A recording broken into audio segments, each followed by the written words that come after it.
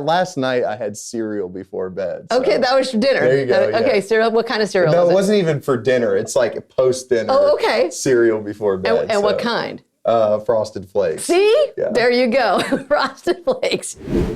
He's working on over 100 million streams. He's been on the Today Show, and he's opened for the likes of Luke Combs and Jordan Davis. Teddy Robb is in the Up and Country studios. Welcome, Teddy. Hey, thanks for having me. I seriously have been following you, and I'm like, okay, I'm very excited to have you here. And I want to hear the story of how you got into country music, because that wasn't your original plan, right? No, I didn't even start singing until I was like 21 years old. Really? So, yeah, it was just kind of I guess an accident, happy accident. Okay, and what were you doing before that? I grew up playing sports, so that was all I really thought about until like junior year of college. I played all through high school, football, ran track. That was kind of my main thing. And went to college and just kind of fell out of love with playing sports. In my last 2 years of college, I was just kind of unsure of what I wanted to do. I was going to school for business. And that's when I had an old guitar that was sitting in a closet. And I decided that I would have it as a hobby more than anything. Okay. And so I picked it up as you know, just something that my grandmother, I knew she had a really great voice. I didn't know her. She passed when I was really little, but I knew that there was some sort of music in the family. And so I started playing guitar like junior year of college, and I wasn't very good at guitar. It was really hard to learn. It's like, well, I know enough to where I could maybe sing along to it. And I started singing, and that was when I started making like small amounts of good sounds. Yeah. I was like, oh, if I could sound like that all the time, Okay. maybe I got something. Nice. So that was like 13 years ago. Okay, and I watched some of your video. You've put up some videos of you playing football, and I was like, damn, this guy's good. Like, I mean, that's kind of a thing where it's like, did you think that maybe that was going to be the career, was football? From the time I was like 5 years old until I didn't play anymore. And it was a really hard transition because it was such an identity for me to be known as a football player. Yeah. And then when that wasn't a thing anymore, I felt lost. I think when I did my first open mic with guitar, I was like really nervous and got on stage, and that was horrible. But when I got off stage, I was like, that was a rush. And it was the closest thing I'd ever felt to like being out on the field, was being on stage. And so I just started going after it. That's pretty cool. Now, you also are a pretty avid snowboarder, right? I lived in the mountains for a year. I grew up snowboarding. My parents always, took me skiing growing up. And so I kind of always hoped that I would end up in the mountains. And when I was like 25, I got the opportunity to go live in Vail and play music out there. No kidding. So I was in Vail, Colorado, like Beaver Creek, Breck, and I was just like a resort singer for a year. But what that allowed me to do was spend about 100 days on the mountain. So every morning I would get up and go snowboarding for like 3 hours. And then in the evenings I was playing music at the resorts. That's like a dream come true for like a young man, I can imagine. It was pretty fun. I'm definitely lucky to have experienced living out there. It was something that I'll never really forget, and I always hold with me because every day was an adventure, and I've always kind of loved adventures and going on the road and doing all that. So. And now you're doing your music and everything on the road. So tell me about the Today Show. I mean, that's kind of a big deal. Played the Today Show like right before COVID hit. So like I was doing radio tour and was crazy busy in 2019, and 2020 was just looking to be like such an insane year. Right. And so at the end of 2019, I played the Today Show, and I'd opened up for Luke and Combs, and like was just like playing, doing everything. And then COVID hit kind of right after that. But the Today Show was an experience that I still was like, it was just awesome. Everyone was so kind. It was such a thrill. Hopefully I get to do it again someday. I think you probably will. You probably will. So what did you spend your time doing during the pandemic? I probably put like 3,000 hours into playing guitar. That's all I did. I wrote songs, played guitar. Yeah. Tried to stay in somewhat kind of shape. I hiked a lot, started working out, and then was like not that far into it. I had a condo that I'd bought like in 2016, and everybody knows what the market was doing. And right. I had some property that I invested in and was like, well, maybe I'll just sell this condo and start building a house on the property. Had a little bit saved up and decided to build a house during the pandemic. So, hey, we're almost done. We're almost done. now, You said you just came from the job site, right? Or not really the job site, but the work. Yeah, what would you call it? It's a construction building site. Construction site. Yeah. Yep. Just came from there. We're like maybe 3 weeks left. We're doing finishing touches right now. Very fun. Now, okay, so let's talk about some music here. New song, "Pretty Things."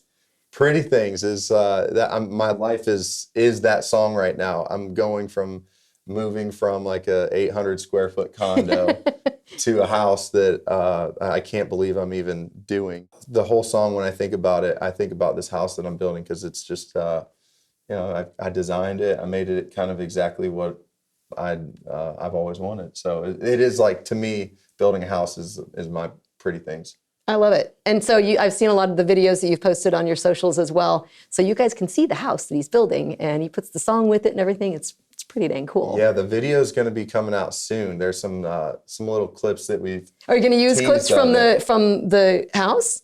The entire. I don't want to give too much away. Okay. If you've seen any of my social media, I've teased some of the video, but the entire video is going from clips of like where I'm living now to the house that I'm building. And this was like, we shot the video like 2 or 3 months ago. So the house is like, we're going to have to do another recap because it was like still just framed in. Right. There wasn't any finishing work, but now it's painted. Now it's like the transformation. Floors are going in, cabinets, the bathrooms, everything's coming to life. So it'll be cool to do like a recap on the video. Yeah. When it comes out. Oh yeah. No, I'm excited for that. When is that coming out? I don't have the exact date yet, but we have some exciting stuff that I can't announce yet, but it's coming soon. I was just going to ask you, like, what's coming in 2023? Everybody's excited for a new year. Kind of feels like we're kind of back to normal. Everybody's like, okay, full speed ahead.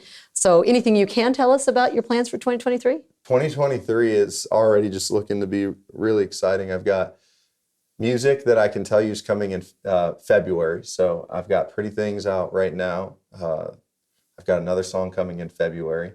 And kind of like right now, I'm just putting music out like every 6 to 8 weeks. That's my plan. And I just want to keep doing that. I'm having a blast. It feels like a really good rhythm for me, that amount of time in between songs. We just put our first one out from the project, which I just wanted to start with Pretty Things because it is like where my life's at right now. And it's really fun to put music out that relates to where you're at in life because you can just be authentic about it. And I think that's such a huge part of country music. So I just decided this year that I wanted the music that I'm putting out to relate as much as possible to my real life. I love it. I love it. So any plans for any collaborations next year?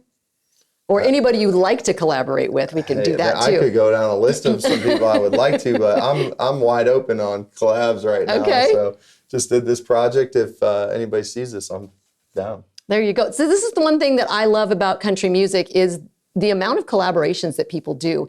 And they're just sometimes like odd people that come together and you go, wow, that's like really cool. So I always just think it's neat to have like, who would be on that list for you? Would it be like a Luke Combs or? Oh yeah, I would love to. I would love to do that. I had the most random dream that I was friends with Luke the other day. I thought that was so weird. That's not a weird dream. That's like. I'm like, hey, maybe that'll be put into existence one day because where I'm building is like right by kind of where he lives. So I'm like, I drive by his place. I'm like, I wonder if I'll be friends with Luke. My someday. neighbor Luke, maybe it's a prophetic dream. It's just like they're just a little ahead of time and it's coming down the road. Yeah, I love what he does. He's definitely just, everybody knows he's awesome. Who else would I like to do some stuff with? I've always dreamed of doing something with Dirk Bentley. He's just somebody that I just think is cool. And I've met him a few times and he's just like, if there was somebody in country music that I would, that I admire and would aspire to be like, it would probably be Dirk. So it'd be cool to do a song with him. Some legends like George Strait would be awesome. I was just going to ask you about George Strait. Now, I read something about you hearing his song Troubadour. It was kind of a song that meant something to you. Tell me about George, you and George Strait. Well, I used to go on these like binges where I would pick an artist and I would just listen to nothing but their music for like 2 months. Nice. And so I've gone through some George stuff, and he's probably one that I continue to go back to learn from, and whether it's like the songwriting or his vocals or whatever. And I think he's one of the best. I saw him in Vegas last year, Yeah. and he just was incredible. But yeah, he was one of the first country artists that made me want to do country music. I remember, when I was 20, 21, I didn't know what I wanted to be. But when I heard the song Troubadour, I knew what it made me feel. And that was kind of a sign for me to go like, wow, if something could make me feel alive, feel this passionate, maybe I should learn how to do that. And I had no idea how to write a song or anything, but Well, I figured I could spend 10 years doing anything when you're young. It's like, okay, I got the next 10 years to learn how to do anything. I might as well pick something that makes me feel alive. And that was some George Strait music. some life advice from Teddy Robb right here for all the young people who are listening and watching. That's great advice. I like that. So now I have to ask you about your ice baths. How's that going? That's the new trend. Oh, hey, as far as, if I can give some advice, if you're having any sort of like back pain or inflammation, I was really struggling with back pain for a couple of years. And I think it was, as we talked about, I spent a ton of time playing guitar, and I think I was just sitting hunched over or whatever. Anyhow, I had to do something to try and figure out how to get rid of some of that low back pain. And so one of my friends, Brandon Ratcliffe, he does ice baths all the time. And so he invited me over, and it started off as something to help get rid of some pain. And then it's turned into so much more. It's now like a mental thing. Okay. To where if you can, your body is going to feel that water and it's not going to want to get in. But if you can conquer that, it's kind of like a little 10 minutes of letting your body know that your mind's in control. And I always appreciate the challenge of getting into 35, 40 degree water and sitting there for 5 or 10 minutes. And I always feel better when I'm done. I don't know if there really is anything scientifically proven, but I know from my experience, when I do the ice bath, I always have so much energy. Really? I feel better. I feel like it pulls inflammation out of my low back, and anywhere that's sore. It's great for recovery. There's just a lot of benefits that I have personally felt. I'm not recommending it to anybody really, unless you're open to some new ideas. And I love going back and forth between hot and cold. Yeah, So that is fun. Okay, that's advice. He's not a doctor, by the way, so just, sort of disclaimer Not for a the day. doctor. Well, now I know that Dirks Bentley, he does the ice baths too. Like y'all could like bond on that, right? Hey, I'm ready. Dirks, if you're listening, let's hit an ice bath. That's right. Okay, this is the new thing. Is this like the bro thing? Like, okay, the bros are gonna get together and we're gonna ice bath. Oh yeah, that's what we do. That's literally what Brandon and I will do. We're like, hey, I text like ice bath. Yeah, what time? All right, That is hilarious. I love it. So now you have a song called Whiskey Camp. That was the first song I heard of yours. Oh really? And I was like, I kept hearing it, and I was like, who is this? Like, he's really good. And I'm excited because we actually have some whiskey here today. You down for that? Yeah. Okay. We also have to play a game. So we have a lot going on here. Teddy is going to play a song, his latest song for us, and you can catch that by hitting the link in the description so you can see the full performance of that song. And coming up in just a little bit, we're gonna try out some whiskey, and then we're gonna play Truth or Truth. You ready for it? Okay, when we come back. It's Truth or Truth. Okay, it's time for Truth or Truth, and I found some truth serum right here. Old Smoky. I don't know if you guys have been out to their tasting area here in Nashville. It's pretty impressive. They've got whiskey and they've got the moonshine. They've got like 50 different flavors of moonshine. It's something ridiculous like that. And it's all delicious. This one is the salty watermelon. We're gonna give it a try. Cheers. Cheers. Ooh.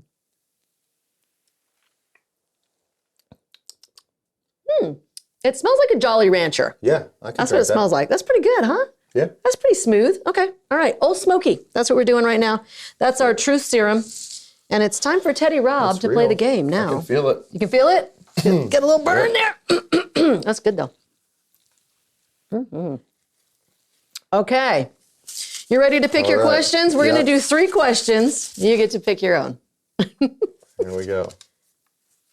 What's the best advice someone has ever given you? Wow.